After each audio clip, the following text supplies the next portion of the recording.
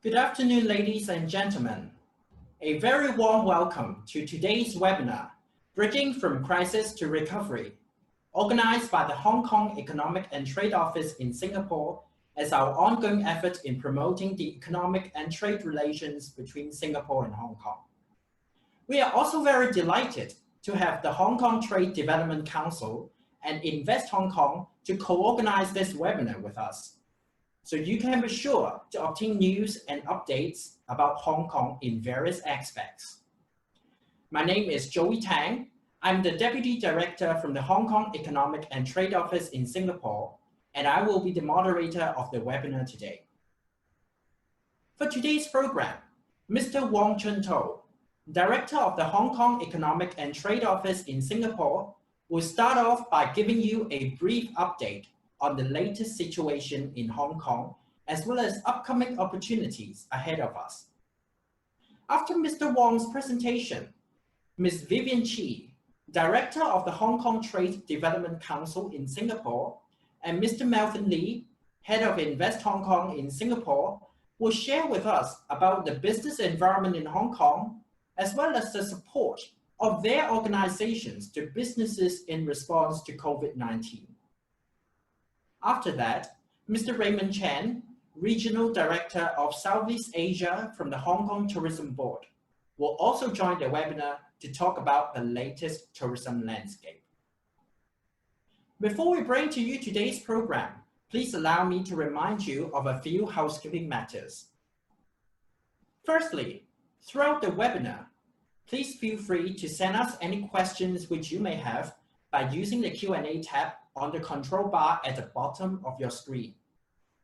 We will consolidate the questions received and raise them to our panel of 4 speakers for the Q&A session at the end of all 4 presentations. Secondly, we have muted all your microphones and videos so that you can focus on the speakers' presentations. Thirdly, we will be recording today's webinar and will send you the link later. So in case you miss any important messages, you may review it anytime you want after today's webinar. You are also most welcome to share it with your business counterparts or friends who are not able to join us today. Finally, you will be directed to an evaluation form when you exit the Zoom platform. Kindly spend a few minutes to fill out the evaluation form and let us know your feedback about the webinar today and your suggestions for our future engagement with you. We look forward to hearing from you. So, without further ado, may I first invite Mr. Wong Chun To, Director of the Hong Kong Economic and Trade Office in Singapore, to give us a brief update about the latest situation in Hong Kong, as well as the upcoming opportunities ahead. Mr. Wong, please. Thank you very much for joining us, the first webinar organized by HKETO in Singapore.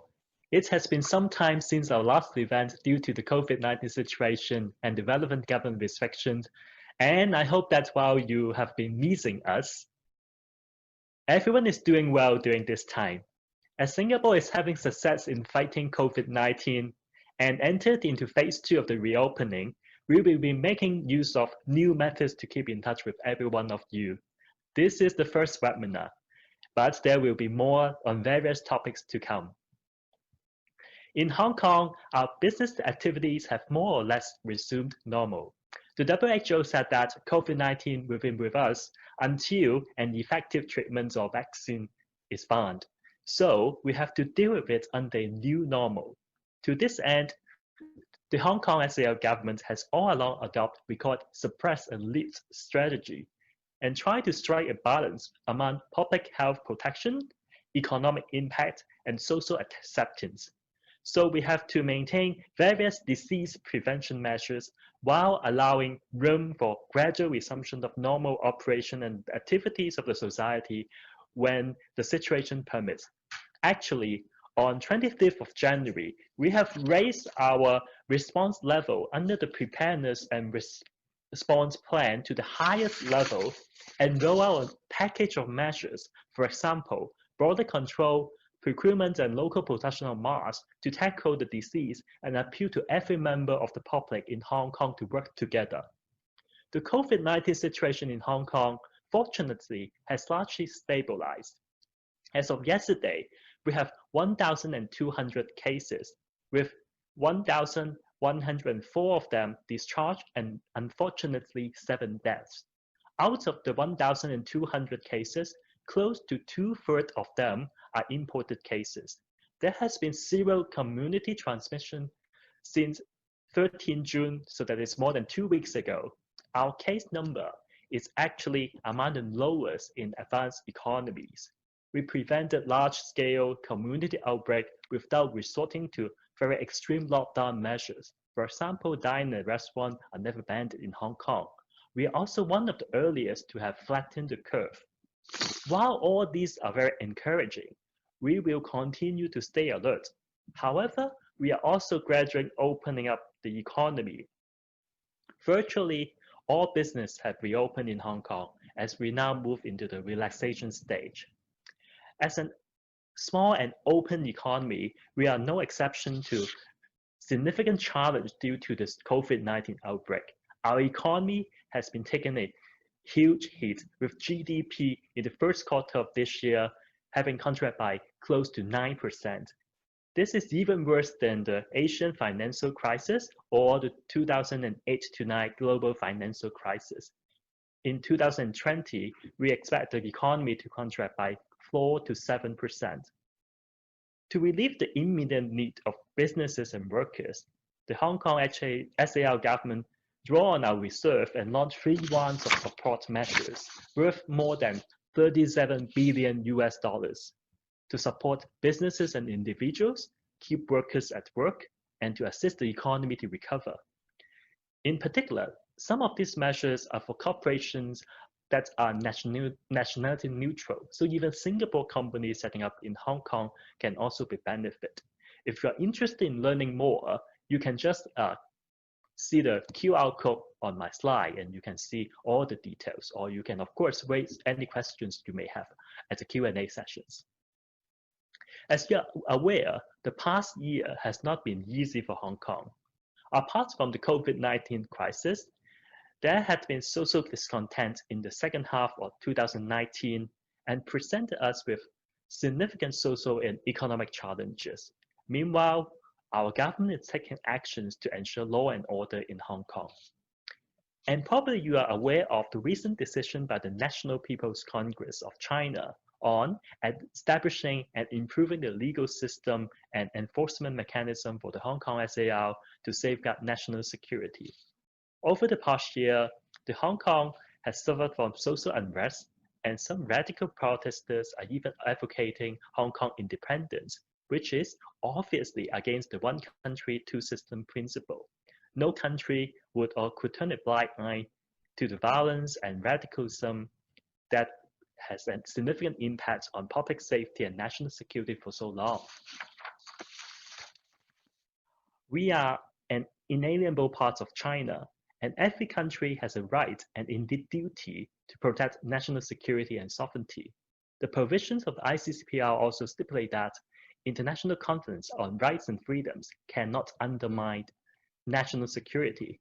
Therefore, the National People's Congress decision is to plug the existing legal loophole on national security in Hong Kong and was made in full accordance with the Constitution of China and also the basic law for the Hong Kong SAR. The national security legislation for Hong Kong only targets criminal acts of secession, subversion, terrorist activities, and collusion with foreign and external forces which endanger national security. Only a very small minority who endanger national security will be affected, while the safety and basic rights of the vast majority of law-abiding Hong Kong residents will be protected, and at the same time safeguarding the long-term prosperity and stability of Hong Kong. The national security legislation will not change the high degree of autonomy enjoyed by Hong Kong SAR. Residents will continue to enjoy the freedom of speech, freedom of the press, freedom of assembly, freedom of demonstration, freedom of possession, as well as free flow of information, capital, and people in accordance with the law. The national security legislation will also be in line with the principle of the rule of law, including conviction and sentencing of crimes well defined in the law, presumption of innocence, protection of the rights of the suspect, as well as rights and freedoms applicable in Hong Kong under the Basic Law, and relevant international covenants continue to be respected and protected. Overseas investors and members of the public abiding to the law need not worry. In fact, many businesses, big or small, local or foreign, have expressed their support to the national security legislation. Despite all these challenges, our financial markets continue to perform in an orderly manner.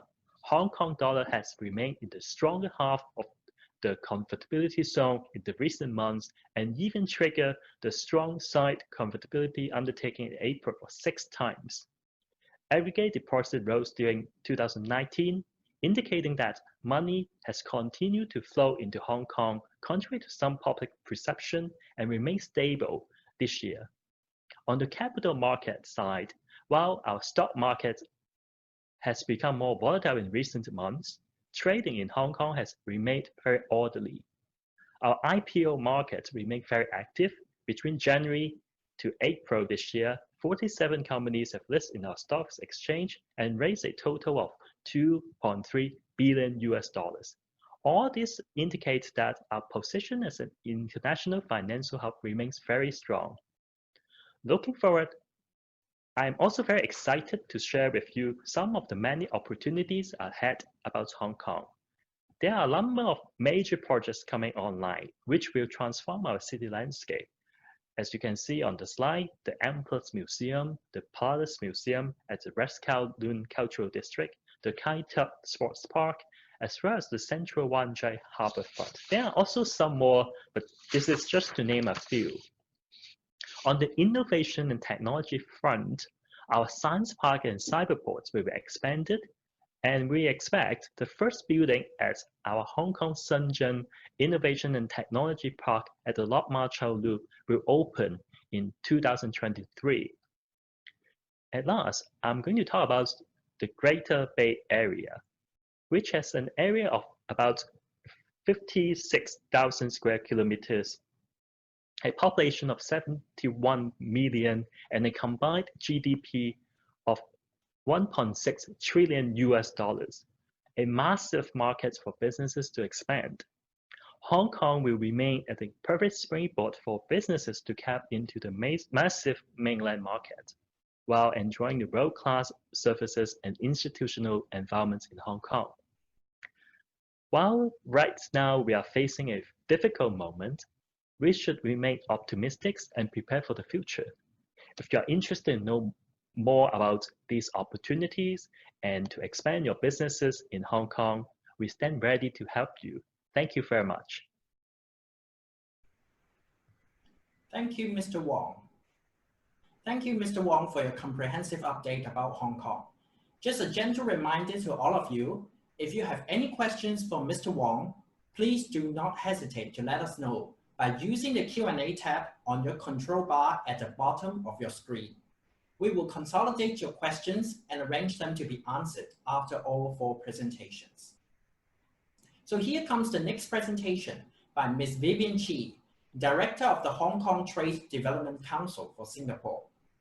As a lot of our participants of the webinar today are operating their businesses in Singapore in various sectors, I'm sure you'll be interested to know more about TDC's trade promotional activities in the region and how TDC can help you internationalize and conduct international trade via their platforms. So may I now invite Vivienne from TDC. Vivienne, please. Hi, I'm Vivienne from the Hong Kong Trade Development Council. For those who do not know me, what the Hong Kong Trade Development Council is, maybe I give you a short brief. Basically, we're a Hong Kong statutory body established in 1966, and we assist international companies and investors to explore and enter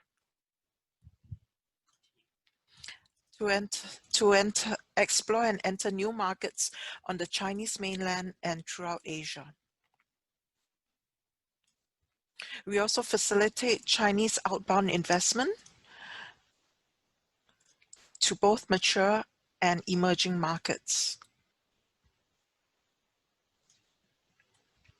We also connect businesses worldwide with Hong Kong partners, including product suppliers and services providers. And sorry, let me go back a bit. And we provide market intelligence. Throughout the world, we have 50 offices, including 13 in mainland China. HKTDC is also one of the largest trade fair organizer in Hong Kong, and each year we organize over 37 world-class exhibitions, and these world-class exhibitions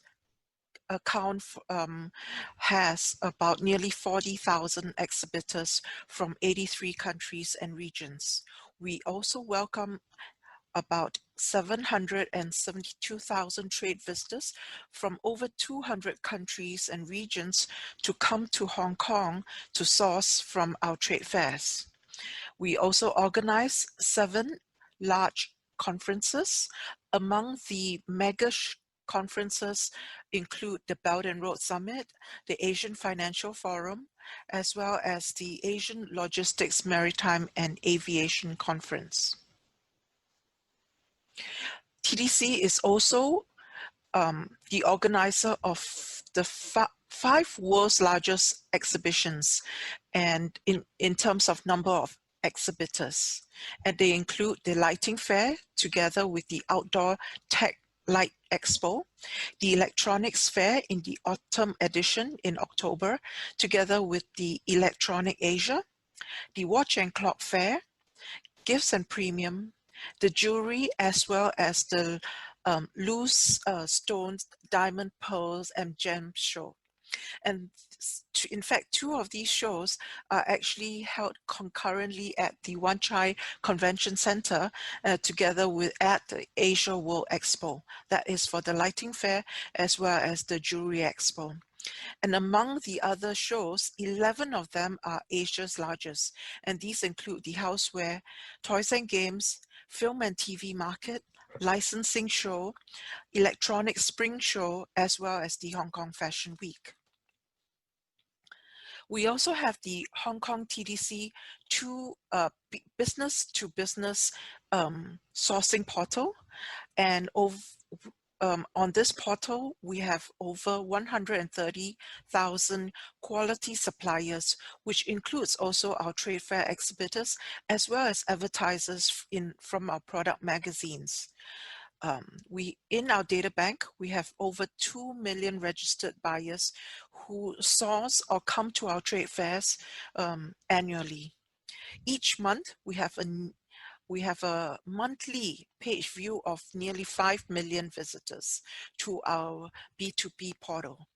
And we generate annually 24 million business connections.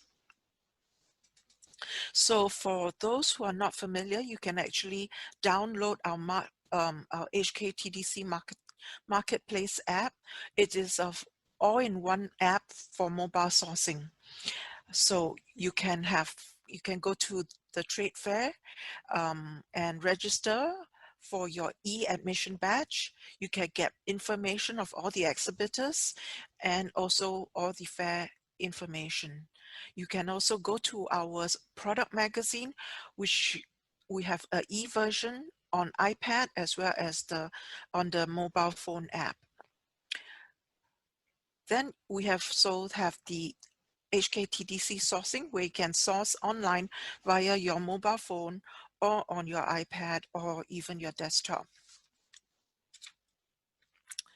During this time, during this COVID-19 duration, we have done special measures to help exhibitors and buyers to do sourcing when they are not physically able to travel.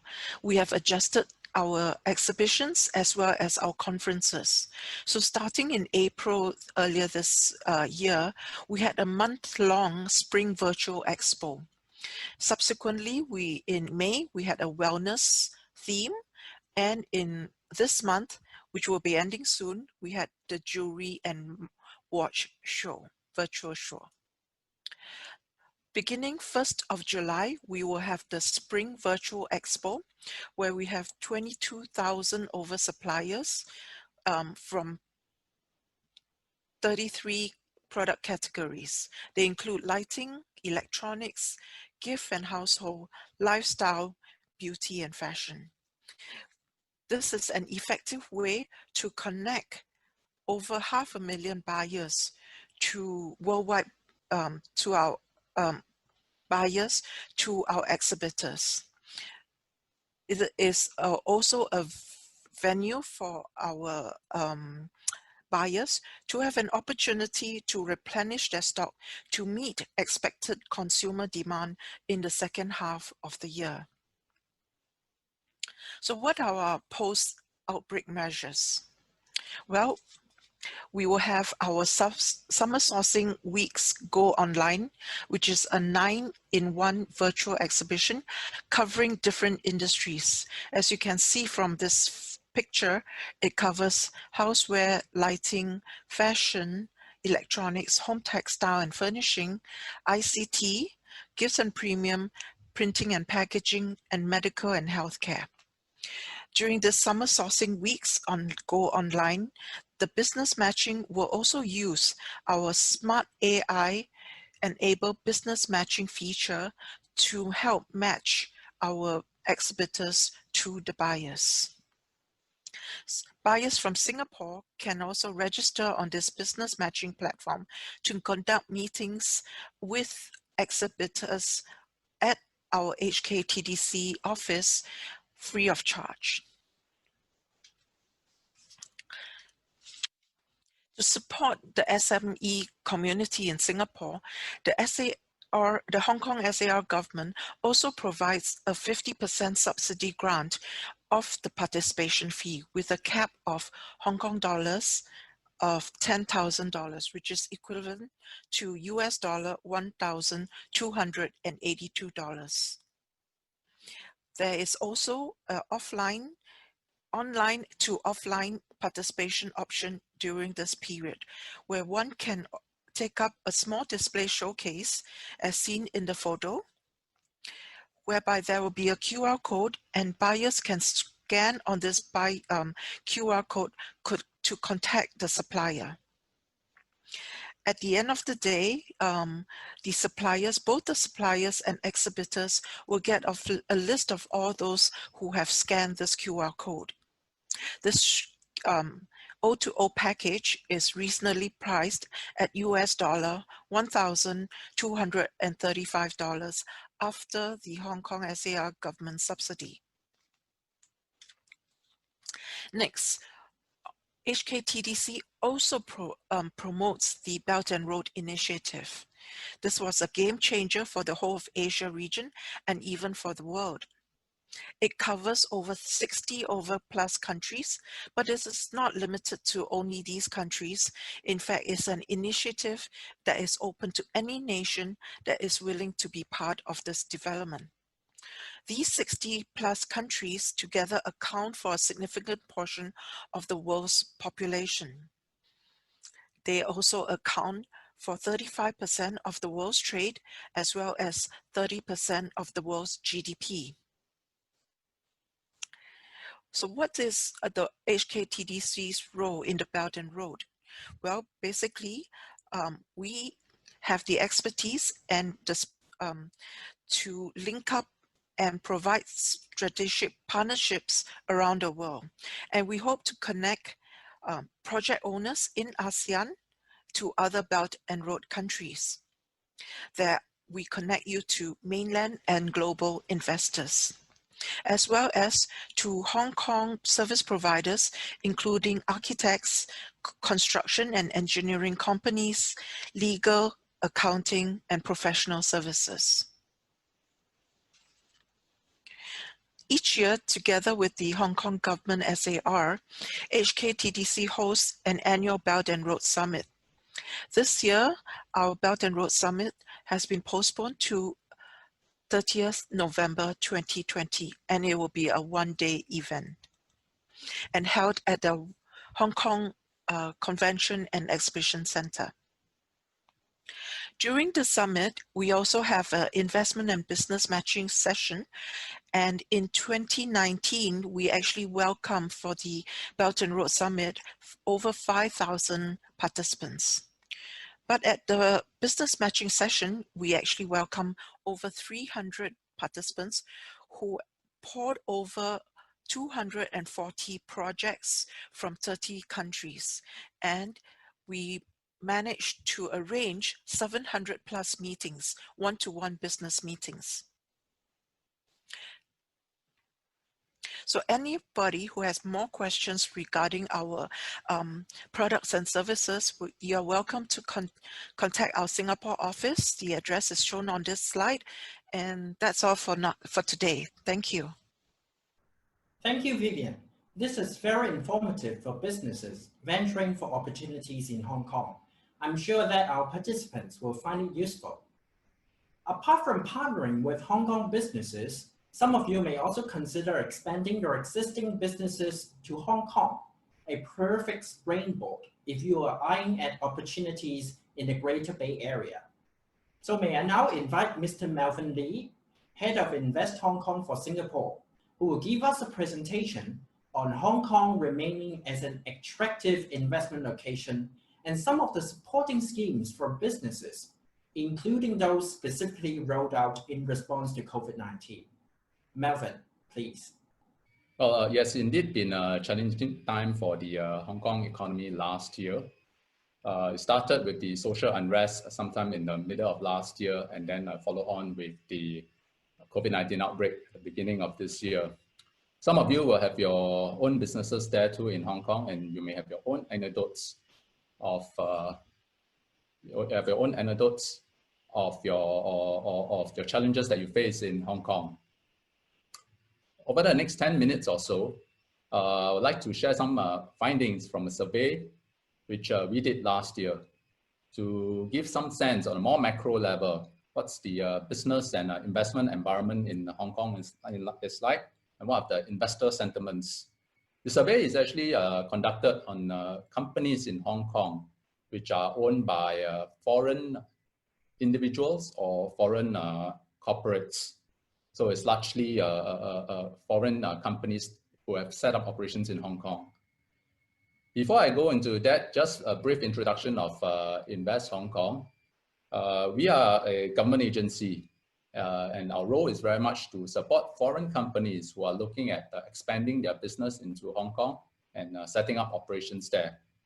So if I can put it in Singapore's context, we are the equivalent of the Economic Development Board here in Singapore. And just like EDB, we help companies through right from the early stage of gathering information or about the market itself in Hong Kong, how to go about in terms of regulatory requirements. And if the companies decide to set up an operation in Hong Kong, we actually help them in terms of the actual, in terms of getting the operations there going, be it in terms of staff recruitment, finding office space, and how to get connected to the business community in Hong Kong through publicity and market awareness platforms. So we basically support companies right from the early stage of finding out what Hong Kong is all about, all the way to actual operations. I'd like to start off with a bit of context in the survey which we did last year. The survey was done in the third quarter of 2019. And if you remember, this is a period where it's the early and to mid stage of the social unrest and public demonstrations in Hong Kong. So some of the findings that you see here, let's put it into that context, an environment that it has happened during the third quarter last year. So if we see, based on the survey, we see that in 2019, there's been almost a 10% increase in the number of companies in Hong Kong which are started by foreign entrepreneurs or foreign corporates. and out as compared to 2017, which is 2 years back. And out of this group, the number of companies which have used Hong Kong as the RHQ have also gone up by almost close to 10%. And what is particularly interesting is when we dwell a bit deeper into the origins of these foreign companies or these foreign owners of Hong Kong enterprises. If you see on the slide there, Singapore actually ranks number 5 in terms of investments into Hong Kong based on the number of companies that have established a presence there. Well, I think this is particularly interesting, if you look at the other investors there, which are all significantly larger than us here in Singapore. In Singapore, we have estimated about 220,000 SMEs. I mean, if you throw in the bigger corporates, another make it 250,000, 250,000, and yet we are the 5th largest investor into Hong Kong compared to all the other countries ahead, which are significantly larger, and they have certainly more enterprises than us here in Singapore. So I thought that that's something very interesting, that it shows that Singapore companies do have a very strong inclination to investment and a business expansion into Hong Kong. If we look at the industries, the line of businesses these companies are in, it's not surprising that most of them are in the traditional sectors which are strengths of Hong Kong, such as finance and banking, logistics, trading. But what will not be reflected here is actually many of them also in new economy sectors, such as creative industries, fintech. Fintech is a growing industry in Hong Kong. Certainly a lot more presence have been created there in terms of foreign fintech companies who have set up a presence there. And we asked some of these investors, so what is it that actually in Hong Kong that they find favorable, or what is it that really attracted them into Hong Kong? Very often it's the proximity to the mainland China market that is a key attraction. Connectivity is also a common attribute that they have cited. And in terms of the tax system, which is fairly simple and cost efficient, as well as the open and transparent business environment. So these are the main factors which companies have considered when making them decide to set up a presence in Hong Kong. As you may be aware, in early 2010s, Hong Kong started developing and promoting the startup scene there. More resources were pumped in by the government to develop the entrepreneurship and startup scene there. And as a result, every year, and when we do the survey, we do try to assess the growth of the startup scene in Hong Kong. And as can be seen from the results last year, there has been quite a significant jump in terms of the number of startups, as well as the number of staff that these startups have employed. So increasingly, startup is becoming a very key contributor to the Hong Kong economy. And moving forward, more resources, more attention will be actually placed onto this segment of companies. In terms of where these startup founders are from, more than 40% of them are actually from overseas, non-domestic entrepreneurs. I mean, I've classified the 7% Hong Kong returnees as part of overseas, but overall you will see that actually more than 40% have chosen Hong Kong to start off their business. And I think this is a testimony that such a large portion of foreigners actually are keen to look at or keen to start off their business in Hong Kong. And I think it's a testimony of the support, the vibrancy of the startup ecosystem there in Hong Kong. In terms of the business sectors, most of them are in new economy sectors such as fintech, e-commerce, as well as ICT. In Hong Kong, I think the traditional sectors which they are strong in, as everyone knows, will be sectors like finance, banking, as well as logistics and transportation. But there are certain new sectors that Hong Kong is trying to develop too, such as fintech, creative industries, and technology sectors. And government has actually put in a fair bit of resources over the coming years to develop these sectors. I'll share a bit more in the next couple of slides on some of the schemes for that. So as mentioned, Hong Kong government, just like in Singapore, does offer a fair bit of incentive to help enterprises there develop and grow. Very much like Singapore, you know, the kind of schemes that they focus on are helping to drive innovation and technology, build up companies' capabilities, as well as for overseas expansion. The second bullet point on the funding on branding, upgrading, and domestic sales. This is specifically for Hong Kong companies who are expanding to build up capabilities in Hong Kong companies who are expanding into mainland as well as ASEAN markets. So as can be seen, the focus is really on mainland and ASEAN. In the Q&A chat room, I saw a question from Dr. Rashid earlier about whether there are some supporting schemes from the Hong Kong government for private education enterprises to expand into the Greater Bay Area. So potentially this is one that may be applicable. It's not specifically for private education companies, it's for companies in general, but this is one potential one that can be tapped on for expansion into the Greater Bay Area. Similarly, to help companies cope with the current pandemic and the current downturn, Hong Kong government has also rolled out a number of supporting measures, just like here in Singapore. The key focus is actually very much about retaining and creating jobs. Just like the job support schemes here in Singapore, there is wage subsidy given to companies to ensure that they do not retrench their staff during this period of time. There's also a series of measures to help companies ease their business costs, to mitigate the business costs. Largely is in terms of statutory costs. So government has waived corporate tax by 100% for first 20K. And there's also a waiver of registration fees for businesses. And the last group of supporting measures is actually in terms of access to financing. There is a special low interest loan that has been launched, 100% guaranteed by the government. And by doing so, hopefully, it makes the banks more willing to extend loans to SMEs during this period of time. And these loans are specifically to help companies to ease their cash flow purposes, such as paying rental or paying their staff. So there are a series of such measures. Hopefully, it will help companies mitigate and ease their way through this current downturn period.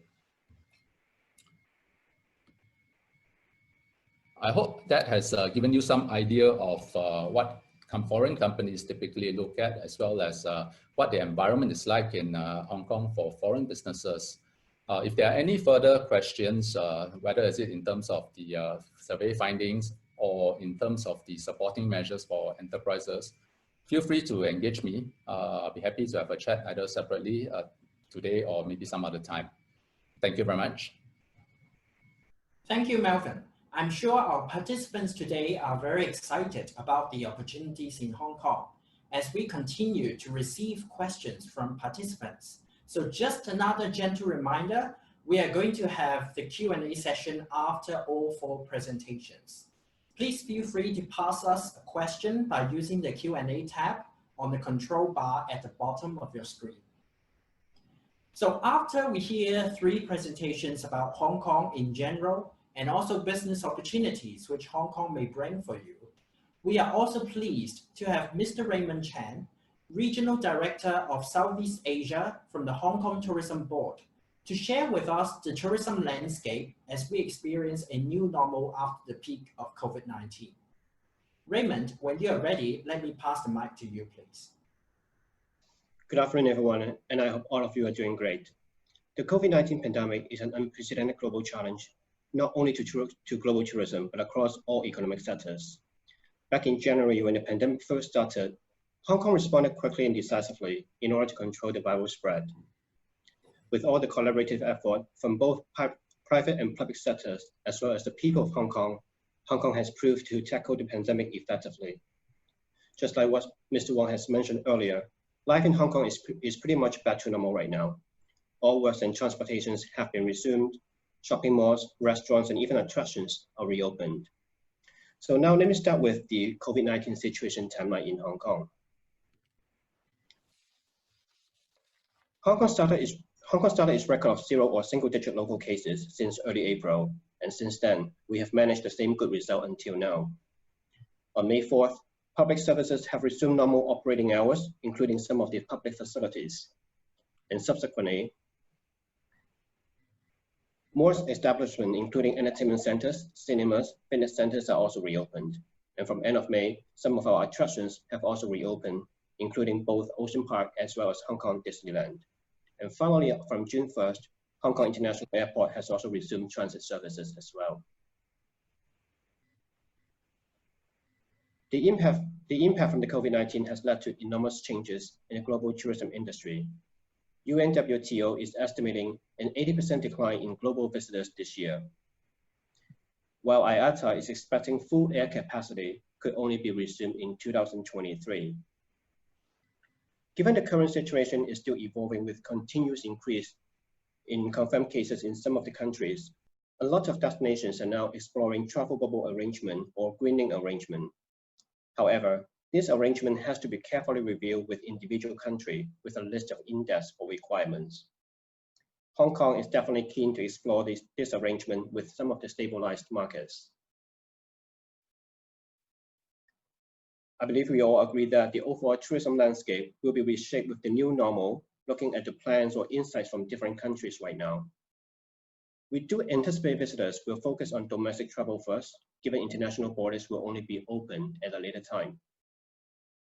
People may prefer shorter trips, and we do think long-haul travel, particularly from Southeast Asia region, may be reduced due to different considerations factors, including the reduction in traveling expenses after the pandemic, which gives Hong Kong and some Asian destinations better opportunities, particularly those destinations have battled the pandemic effectively like Hong Kong. Finally, public health, safety, and wellness travel will be important factors for future travel as well. So even Hong Kong does not have a domestic city, but our overall tourism recovery also starts with the locals, followed by markets with travel bubble arrangement, and then international tourists when most borders are opened.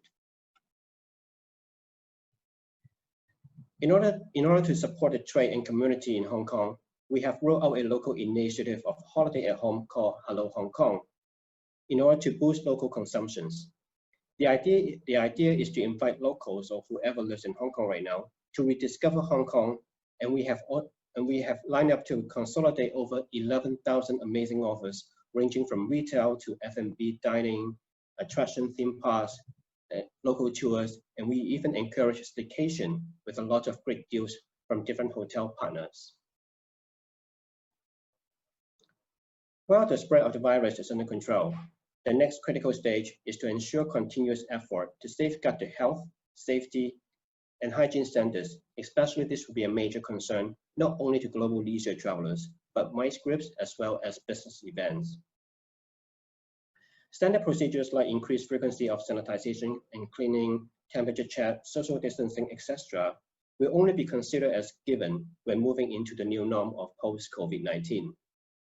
Therefore, many of our Hong Kong trade partners have gone beyond the standard procedures and started to use technology to ensure cleanliness. You can rest assured that Hong Kong, together with all of our industry partners, are doing our very best to safeguard the well-being of our travelers from around the world. The next few slides will highlight how Hong Kong is embracing the new norm of travel and how our industry partners have taken proactive approaches to ensure safety and cleanliness of their premises.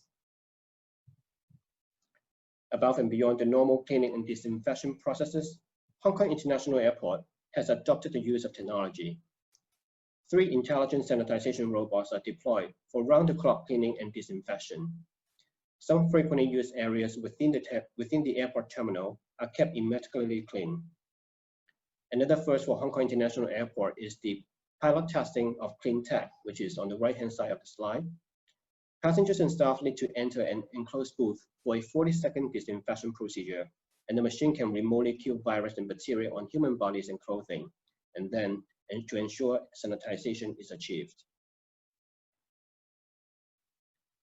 For public transportation like MTR, which is widely used in Hong Kong, station facilities with high public usage, such as ticket machines, lift buttons, handrails are cleaned and disinfected regularly in every 2 hours. Robots that automatically emit vaporized hydrogen peroxide are deployed for deep cleaning too. And some other public transportations like taxis or buses have also increased their own sanitization too. Of course, our hotel partners are also stepping up their disinfection measures to protect their staff and hotel guests. Some of the measures include using disinfectant to clean aircon outlets and dust filter on a daily basis, increase cleaning and disinfection frequency of public areas and facilities to once every hour, and providing hand sanitizers in all public areas within the hotel premises. And some shopping malls have also implemented UV self-disinfectant handrails as well. By reduced capacity in the attractions or theme parks, we can ensure safe distancing measures are put in place. All staff and visitors are required to wear surgical masks and have their temperature checked. This is of course to couple with increasing frequency of disinfecting and cleaning in order to maintain a high hygiene standard. As I mentioned earlier, since end of May, most of our attractions have reopened gradually, and even our lovely friends of Mickey and Minnie from Hong Kong Disneyland have started to greet their guests since June 18. Hong Kong is a very popular destination for meeting, incentive, convention, and exhibition, and this segment plays an important part in Hong Kong's overall tourism strategy. In order to offer more perks for MICE groups to come to Hong Kong in the future, we are planning to initiate a new campaign called Meet On at Hong Kong. Instead of having a minimum group size of 20 people, any meeting and incentive group with minimum 10 people now with 2 nights stay in Hong Kong will now eligible for some of the great offers from the program. Besides partnering with over 80 hotels to offer free meeting packages and free dining packages for these small MICE groups, there will be also great offers, including free upgrade and free tickets offered by Cathay Pacific, depends on the group size as well as terms and conditions. Of course, there will be also offers from all of our attraction partners, as well as free cultural performance and souvenirs from Hong Kong Tourism Board. All these exciting offers will be listed in our dedicated Meet On at Hong Kong website, which will go live as soon as markets are ready. You're all welcome to subscribe our e-newsletter through mehongkong.com in order to receive the latest information. So that's pretty much about my sharing, and I hope it gives you a better idea on Hong Kong's latest tourism update. Meanwhile, let's wait for a little bit longer. We're all getting prepared for a day when the world is connected again. Thank you. Thank you, Raymond, for your insights about the new normal of the tourism landscape. So here comes the Q&A session, which a lot of you are clearly interested in, as evident in the number of questions that we have received. As time is limited, we may not be able to handle all questions received, but rest assured that we will contact you individually after the webinar in case your questions are not answered. So may I now invite the 4 speakers today again to answer all the questions that we have. So since we really have received a lot of questions, let me try to group those similar ones together. So the first question, which a lot of you are interested to know, is about the travel bubble idea mentioned by Raymond from the Hong Kong Tourism Board. The questions that were raised include which countries or regions are Hong Kong in discussion with right now as far as the travel bubble is concerned, and does it mean that all people can travel once the travel bubble is formed? So may I first invite Raymond from the Hong Kong Tourism Board to address these questions, please. Raymond. Thank you very much for the question, Joey. As mentioned in my presentation earlier, there are quite a lot of criteria and requirements for both countries in order to set up the travel bubble arrangement. Besides evaluating all the factual analysis, a very high standard of protocols must also be set up as well. For now, Hong Kong is exploring this arrangement with Pearl River Delta region or the Big Bay area, including Macau and Guangdong region, due to its proximity and the low number of confirmed cases in those cities. But of course, Hong Kong is also reviewing the possibility to create links between Hong Kong and some of the low-risk countries, such as Thailand, Singapore, South Korea, etc. But this list will be reviewed from time to time according to the evolving situation. And to answer the second point, once the travel bubble arrangement has been set up, we might also need to decide whether priority goes to business travelers and essential travelers first, But given at this point of time, everything is still in discussion with different government bodies from different countries. So hopefully something could be confirmed very soon.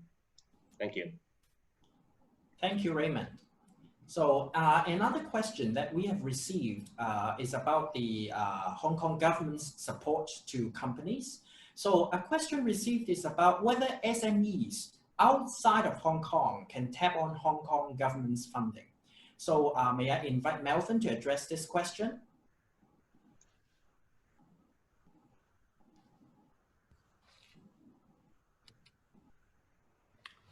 Yep, I should have mentioned this earlier in my presentation. The Hong Kong government incentive schemes are very much for Hong Kong enterprises. So in order to tap on those schemes, foreign companies do have to set up a do have to register an entity in Hong Kong. Well, but another thing to highlight is that for such schemes, it is eligible to all Hong Kong enterprises regardless of the ownership. So it can be an entity that's 100% owned by foreigners, say 100% owned by a Singaporean entrepreneur. It will also be eligible for the incentive schemes. Thank you, Melvin. Joey, may I cut in? Sorry. Sure. Actually, for Singapore SMEs, if they want to exhibit in our TDC shows, they can actually apply. The Hong Kong government grant is eligible is open to all overseas exhibitors as well. So Singapore companies can actually, if they participate in our TDC shows, they are eligible for the grant. Yeah, thank you, Vivienne. So let me just recap for all of you. Melvin is mentioning about the support schemes for Hong Kong-based companies. So if you are interested in, you need to set up your business in Hong Kong first.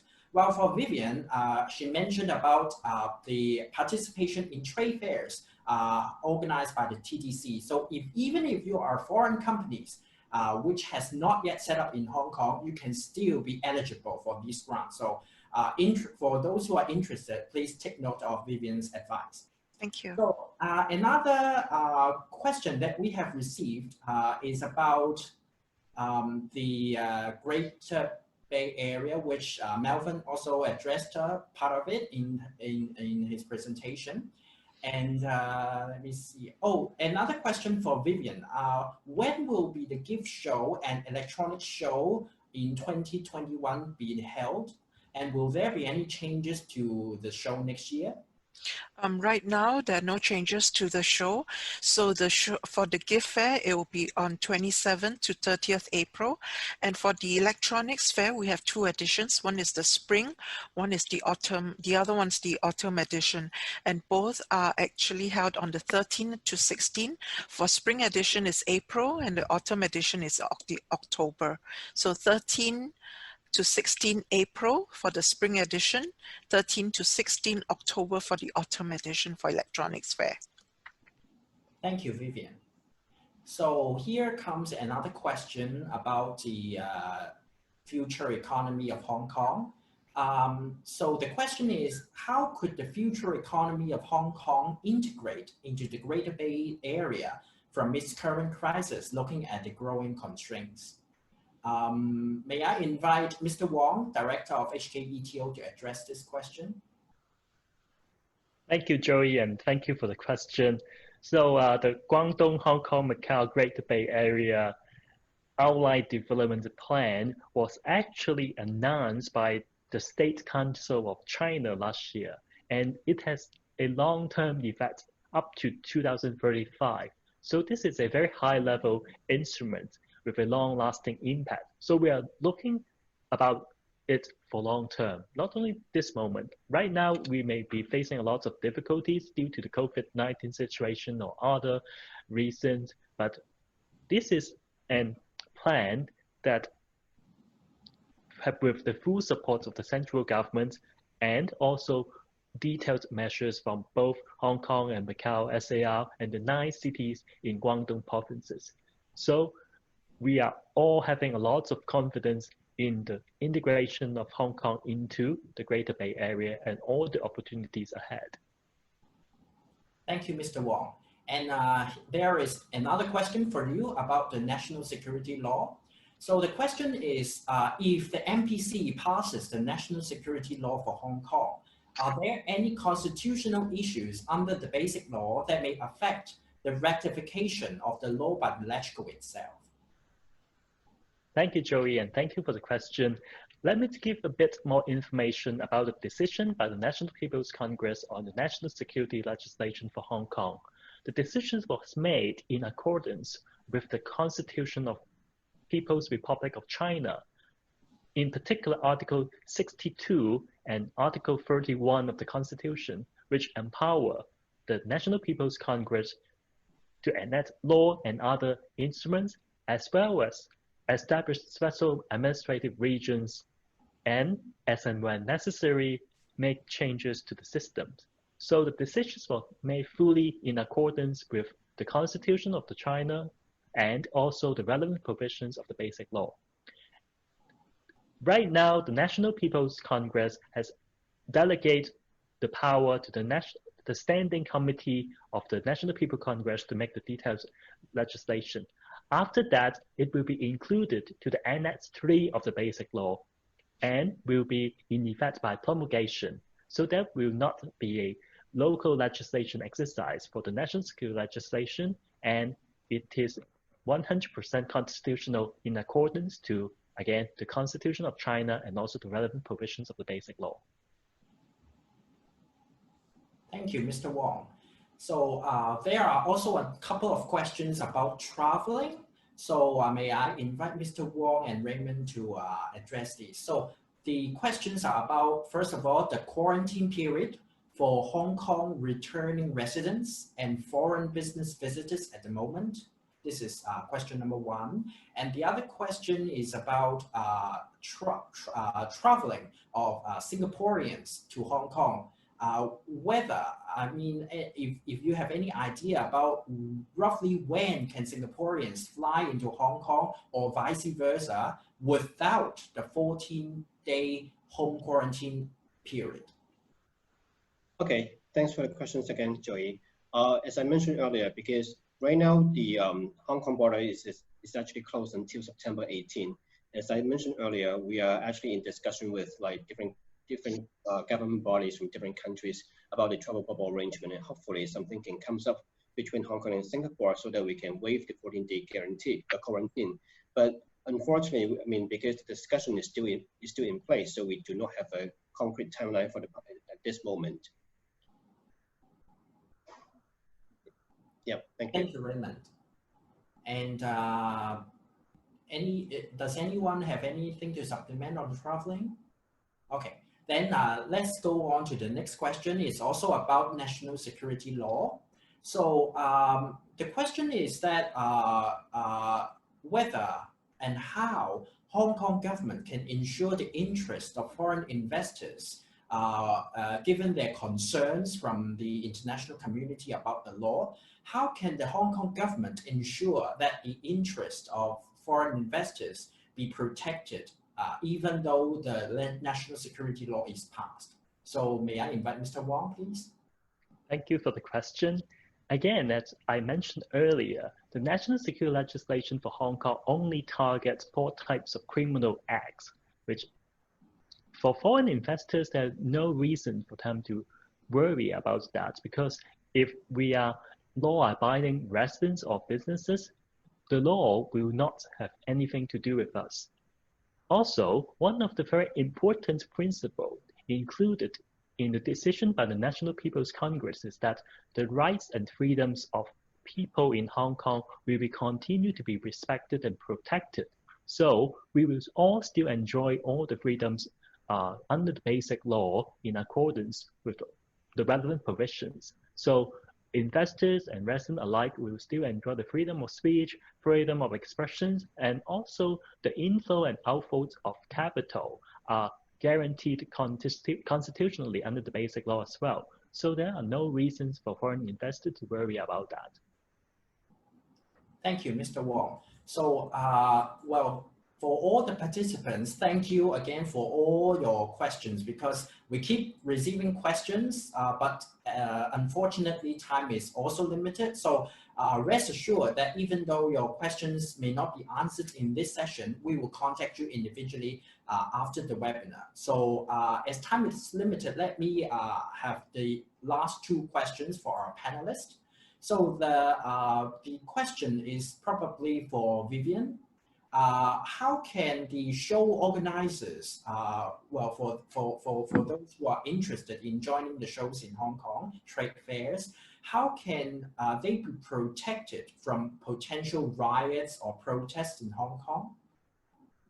Well, basically, when we held our show last year, we had counters at the information counters at the Hong Kong airport, whereby we shared with the incoming visitors, you know, what are the travel advisories to reach the convention center. And also we have special shuttle buses at different designated spots across Hong Kong, maybe Kowloon in Hong Kong, where they can get on board special shuttle buses that will bring them to the convention center.